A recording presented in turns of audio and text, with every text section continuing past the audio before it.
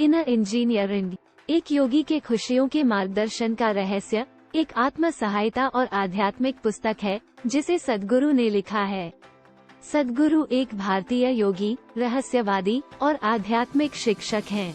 इस पुस्तक का उद्देश्य पाठकों को उनके जीवन के गहरे पहलुओं की खोज में मदद करना है, उनकी पूर्ण संभावना को खोलना और दीर्घकालिक खुशियों और पूर्णता का अनुभव करना।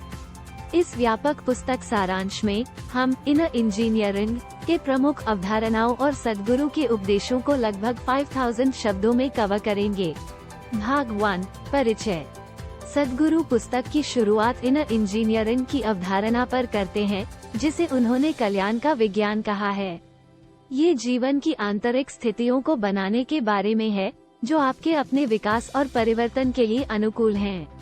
उन्होंने बताया है कि आधुनिक समाज बाह्य तकनीकी उन्नतियों पर ध्यान केंद्रित करता है, लेकिन इंसानी विकास के आंतरिक तकनीक के बारे में बहुत कम समझ है, जो आंतरिक आनंद और शांति का कारण बन सकता है। लेखक जिस तत्व को बयां करते हैं कि असली कल्याण और स्थायी सुख केवल भीतर से ही आ सकते हैं, बाह्य परिस्थितियों से नहीं। उन्होंने पाठकों को अपनी आंतरिक स्थितियों के लिए जिम्मेदारी लेने की प्रोत्साहन दिया है और बाह्य परिस्थितियों को अपने भावनाओं और कल्पनाओं का अधीन नहीं बनने देने की सलाह दी है।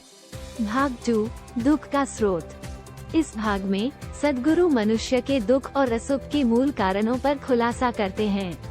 उन्होंने बताया है कि दुख अपने मन और भावनात्मक प्रक्रियाओं के कारण उत्पन्न होता है।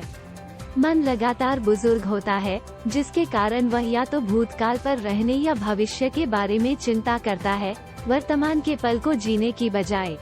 लेखक ने 4F की अवधारणा पेश की है: भोजन, भय, सेक्स और नींद, जो मनुष्यों को चलाते हैं। वे बताते हैं कि ये मूलभूत आंतरिक इच्छाएं या तो दुख को उत्पन्न कर सकती हैं या उन्हें विकास और मुक्ति की ओर प्रवृत्त कर सकती हैं।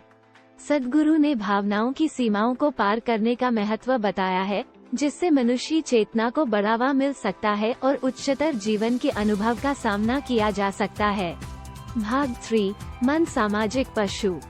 इस भाग में सद्गुरु मनुष्य के मन की प्रकृति और उसके शरीर और भावनाओं के साथ नाते पर चर्चा करते हैं। उन्होंने बताया है कि मन सामाजिक और सांस्कृतिक रूपांतरण का परिणाम है और यह व्यक्तियों के लिए सीमाएं बना लेता है।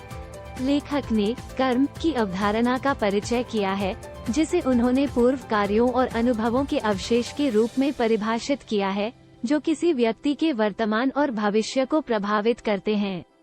उन्होंने कर्मिक चक्रों से मुक्त होने का महत्व बताया है और पिछले प्रभावों में बंद न होने के लिए प्रोत्साहन दिया है। सद्गुरु ने वासना की अवधारणा पेश की है, जो गहरे संज्ञानात्मक छापे हैं जो मानवीय व्यवहार को आकार देती हैं। ये वासनाएं सकारात्मक या नकारात्मक हो सकती हैं और वे व्यक्ति के व्यक्तित्व और कार्यों को बनाती हैं। भाग 4 बुद्धि से परे। इस भाग में सद्गुरु बुद्धि की समझ की सीमाओं और अनुभव के बाहरी महत्व पर चर्चा करते हैं। उन्होंने बताया है कि बुद्धि जीवन के लिए एक मौलिक उपकरण है जो अस्तित्व और समस्या का समाधान प्रदान कर सकता है, लेकिन मानवीय पूर्णता के लिए अंतिम समाधान नहीं प्रदान कर सकती। लेखक ने ध्यान की अवधारणा पेश की है, जो उन्होंने खुद बनाया है और जिससे लोग गहरी ध्यानता और आंतरिक शांति की अनुभूति कर सकते हैं। उन्होंने ऊर्जा क्षेत्रों के महत्व को साझा किया है और ये कैसे मानव चेतना पर सकारात्मक प्रभाव डाल सकते हैं। सद्गुरु ने भावनाओं की सीमाओं को पार करने और मिस्टिकिज्म के क्षेत्र में आने के महत्व को समझाया है, जहां जीवन के सीधे अनुभव की संभावना होती है। उन्होंने पाठकों को रास्ते चलने के लिए व्यापारिक ज्ञान पर नहीं रहने, अनुभवात्मक रूप से जीवन का अन्वेषण करने के लिए प्रोत्साहित किया है। भाग 5 जीवन का यांत्रिकी। इस भाग में सद्गुरु जीवन की यांत्रिकी का अन्वेषण करते हैं, जिसमें सृजन और सभी अस्तित्वों के मूल कारणों का विश्लेषण है। उन्होंने पंचभूत की अवधारणा पेश की है, जो पृथ्वी, जल, अग्नि, वायु और आकाश इस भौतिक ब्रह्मांड और मानव शरीर के मूल तत्व हैं। लेखक ने बताया है कि अपने भीतरी तत्वों के साथ मेल करने के लिए महत्वपूर्ण है, जिससे मनुष्य चेतना में समानता और संतुलन का अनुभव हो सकता है। उन्होंने बताया है कि इच्छाओं का किया जाने वाला संबोधन कैसे व्यक्तियों के अनुभव को प्रभावित कर सकता है। भाग 6 अस्तित्व का विज्ञान। इस भाग में सद्गुरु ब्रह्मानंद स्वरूपा के विज्ञान पर विचार करते हैं, जिससे अस्तित्व के परम स्वरूप का अनुभव होता है। उन्होंने आध्यात्मिकता का महत्व और उसके रूप में मानव चेतना को उन्नति करने में इसका योगदान साझा किया है। लेखक ने शंभवी महामुद्रा की अवधारणा पेश की है, एक शक्तिशाली ध्यान प्रयोग है जो गहरे आंतरिक परिवर्तन की ओर पहुंचा सकता है। उन्होंने इस प्रयोग के लाभों को व्यक्तियों की दृष्टि को सुधारने और जीवन के अनुभव को बढ़ाने में समझाया है। सद्गुरु ने समांतरता और दया के विकास के महत्व को समझाया है, जिसे उन्होंने अपनी पुस्तक के मूल संदेश के रूप में दोहराया है।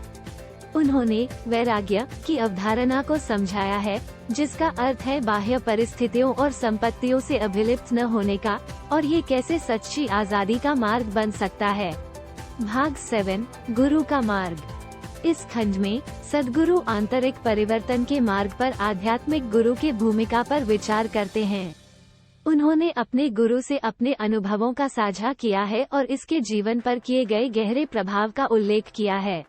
लेखक ने बताया है कि एक सच्चा गुरु अनुयायियों की तलाश नहीं करता है, बल्कि वे व्यक्तियों को उनके खुद के मास्टर बनाने का लक्ष्य रखते हैं। वे पाठकों को भविष्य में चलने के लिए नहीं, बल्कि उन्हें अपने रास्ते पर खड़ा करने के लिए प्रेरित करते हैं।